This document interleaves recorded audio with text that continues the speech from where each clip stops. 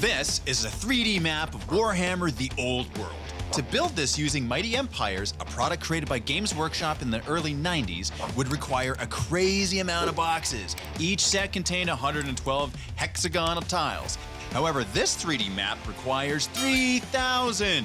Matt is your typical nerd. He wants all the fun things. But when the idea of making a map of the old world that required an unreasonable amount of 3D printed tiles entered his brain, he knew it was a challenge that must be accepted.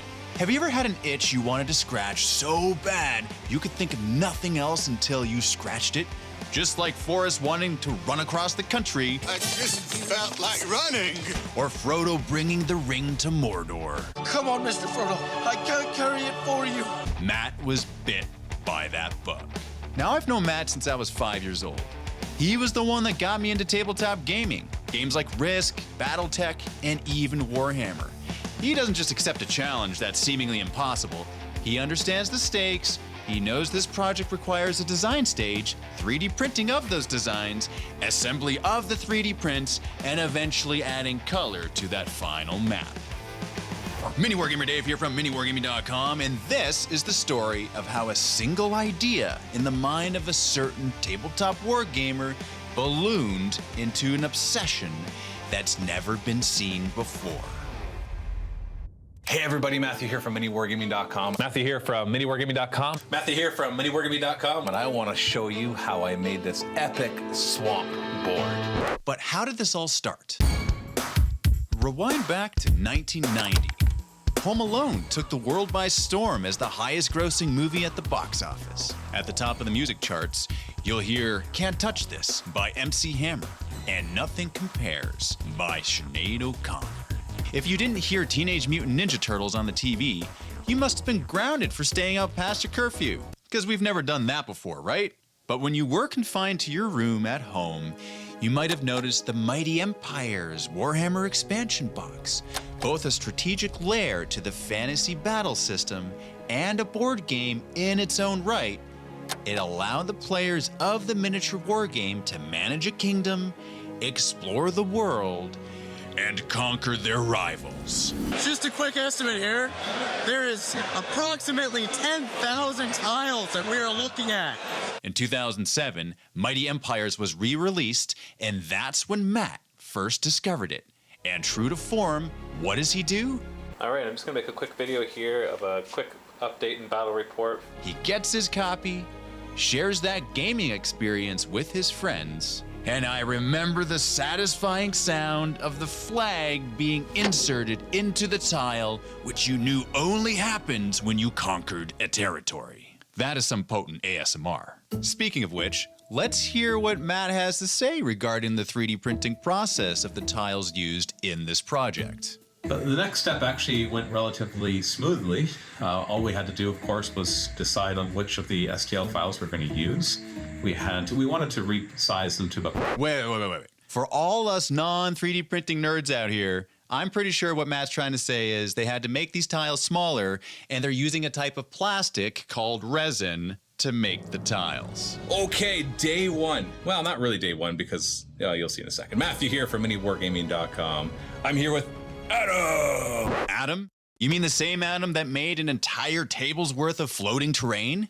The same man who made this epic diorama with this water feature in this gaming board? The same terrain maker who since August of 2012 has made 640 videos showcasing everything from ruined buildings to the vertical gaming board? Yeah, that Adam. This is the beginning of the middle of the project of building the old world map using Hexton Hills tiles, because this time we printed them even smaller at half size, which makes them 1/4 of the size. Yeah. And that means we can fit even more and make an even more granular looking map. Yes. So the last one, the Age of Sigmar one that we did for the Lost City narrative campaign that we did, was roughly 650 tiles. Okay, yeah. It might have been upwards of 700. Yeah. This one is 2,800 tiles. Let's look at what we got right now. So they decided to use a whiteboard to place all the tiles. Not only could it be put in this frame and transported more efficiently, but the cost was reasonable. The original Mighty Empires came with tiles that represented trees, water, rocks, and roads, and because of that, the designers of the tiles from Hexton Hills were inspired to do the same. But instead of only a few options, they decided to go wild and offer dozens and dozens of options. All the physical tiles you see here that we're using in this project are available to buy from the MiniWarGaming Forge or through digital download, which you can produce if you have a 3D printer. The first challenge was, how is he gonna decide what to make? The obvious thing to do was to take a map of the new old world, re-released old world, and recreate it, and that's exactly what Matt did. This is the one that Games Workshop sent us. It's a beautiful map, but I really want to do it in Hexton Hills. I used, or I had James. James is the one that made the map in the app, so... Wait, you mean James? The same guy who works in the MiniWarGaming Forge processing orders for 3D prints? The same gamer who showed a natural talent for design and ended up making textured bases and movement trays for the old world? Who eventually was tasked with recreating the map of the old world using the map builder on Hexton Hills' website and meticulously chose each and every tile that would best represent this vision in 3D space? Oh yeah, that James. Oh, and by the way, you could do the exact same thing James did and buy the tiles directly from the MiniWarGaming Forge. And James might even be the one who processes your order. So you double checked and you did indeed get 40. So that's a problem, right? Well, no, my measurements were just wrong. So I quickly just laid them out and it's 41. I just measured wrong. It might be 41. Well, either way, we know we can fit 41. So because it was 5, 10, 15. Measure, counting. How hard can it be to measure and count plastic tiles on a whiteboard? How many did you count? Forward. All right, let's remeasure. Apparently, it's a lot harder than it looks. So after a hilariously long time spent on measuring and counting for fear of potentially redoing work, Matt and Adam eventually settled on the exact number of tiles they wanted to put on this whiteboard. But despite their best efforts to reduce inefficiencies, they ran into an issue anyway that they couldn't have predicted. Let's take a look. Whoa, baby. Whoa, baby boy. That's sweet looking. What issues did you run into, Adam? Just a little bit of spacing issues. So you can see I had to come through and use some plastic putty that I got at the local game store here and just fill in some of the gaps. And so somewhere around the far side, I had to do, some of them are shaved and a little bit wonky. You might be able to find one or two, but I think once we paint it all, it'll all just kind of blend in together. Yeah, because the gaps were getting pretty big, not because the tiles were wrong, but because when you're assembling 3,000 tiles and you kind of start in one corner and you work your way out, eventually when they meet, they don't meet perfectly. Yeah. Because that would mean that Adam would have to place each of them perfectly by eye. And so that obviously is not going to be possible. Ready to get painting? Yeah. Cue montage. Now obviously it needed to be prime black before any color was added. But why would Adam be adding white on top of this dark base coat? Ah, now I see. By adding a lighter color, it actually makes it so you can see the final color better, as is evidenced by this blue for the water and brown for the land. I wonder how rewarding it was for Adam to pick out all those rivers. I don't know about you. It looks like he's having a lot of fun.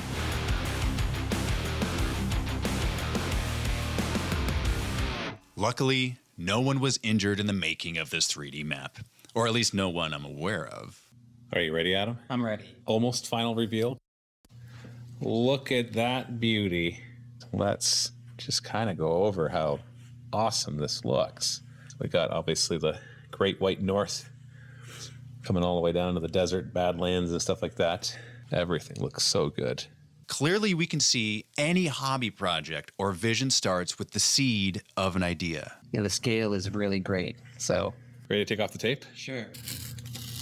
Just like Matt wanted to build a hex tile map of the old world, the same rules apply for any project we embark on. We come up with the concept, we go through the design process, which more often than not includes blood, sweat, and tears of the thousands of micro decisions we make every step of the way until the final piece is put in place. And that's when we can say to ourselves, it's finally done.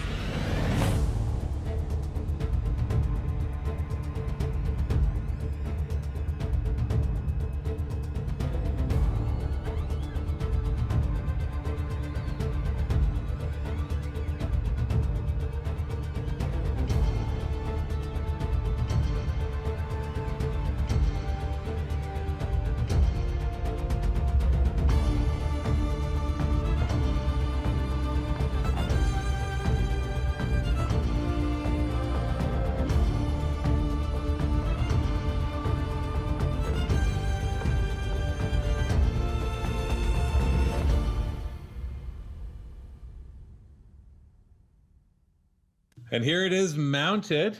Oh, it looks even better standing up. Oh, are we filming now? We're filming now. Yeah, I know. I had the camera on and I did turn it on. Here. Are you filming, Adam? I'm filming. Or you're not filming? We didn't film the mounting. Yeah. That looks so good standing up. I thought it looked better on the ground, but I fan of white man. We're yeah. And you can be your own Vanna White and show it off and share it with the world. Anyone can design their own map on the Hexton Hills website. Order them through the MiniWarGaming Forge, and we'll send them to you no matter where you are in the old world or in this world. I'm MiniWarGamer Dave, and we are creating worlds with our own hands. I invite you to join us.